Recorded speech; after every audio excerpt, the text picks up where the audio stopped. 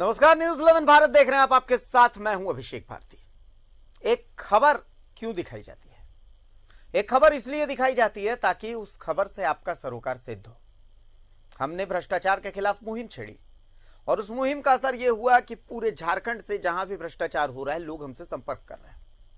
पर सवाल यह है कि हम जो खबर दिखा रहे हैं उस खबर का असर क्या हो रहा है? क्या कार्रवाई हो रही है?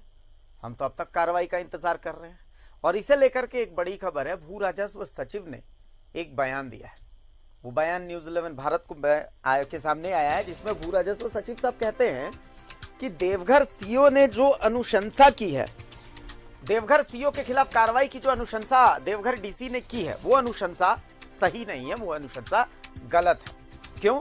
क्योंकि कायदे से देवघर डीसी को पक्ष जान लेना चाहिए था देवघर सीओ का और उसके बाद फिर उन पर कार्रवाई की अनुशंसा की जानी चाहिए थी। हालांकि साथ में उन्होंने ये भी कहा है कि भू राजस्व विभाग ने एक शो कॉज जारी किया है। वो शो कॉज देवघर के सीओ को जारी हुआ है कि 8 दिन के अंदर आपके ऊपर जो तमाम आरोप लग रहे हैं उसके जांच में सहयोग करते हुए उस पर अपना पक्ष रखें। अगर आपका जवाब संतोषजनक लगेगा तो वेल एंड गुड, अगर नहीं लगेगा तो विभाग कार्रवाई करेगा। तो अब सवाल ये उठता है कि सीओ साहब के डर से कई लोग देवघर से रांची आ गए। ये खौफ है। अब कई लोग ऐसे हैं जो अपनी खुद की जमीन के लिए चक्कर काट रहे हैं प्रशासन के। तो क्या सरकारी पचड़े में, या यूं कहें कि सरकारी जो काम होते हैं उस लूप होल्स में जो लोग फंस गए हैं, वो लगातार चक्कर लगाते रहेंगे, उनकी कोई सुनवाई नहीं होगी। जिनको खतरा महसूस हो रहा था देवघर में, क्या उनके लिए कुछ नहीं किया जाएगा?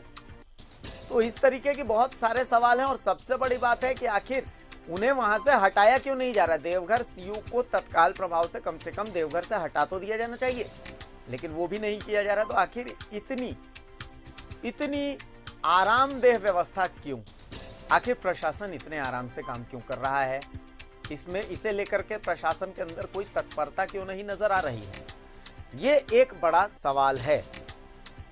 तो भू राजस्व सचिव साहब, कम से कम एक ऑल्टरनेट व्यवस्था कीजिए। देवघर सीओ को वहां से हटाइए। उनका हटाया जाना बहुत जरूरी है, बहुत ज्यादा जरूरी है, क्योंकि जो लोग वहां डरे हुए हैं, जो लोग वहां सहमे हुए हैं, वो भाग करके और रांची आ गए हैं। और ऐसे लोगों के लिए तो कोई व्यवस्था होनी चाहिए, उनके लिए, उनकी रक्षा के लिए तो कोई व्यवस्था होनी ही चाहिए ना। लेकिन ऐसा कुछ भी नजर नहीं आ रहा है। प्रशासन बड़े ही स्लो, आरामदेह तरीके से काम कर रहा है। अब तक तो देवघर सीओ का निलंबन हो जाना चाहिए था, फिर आखिर उनके निलंबन में इतनी आरामदेह व्यवस्था क्यों?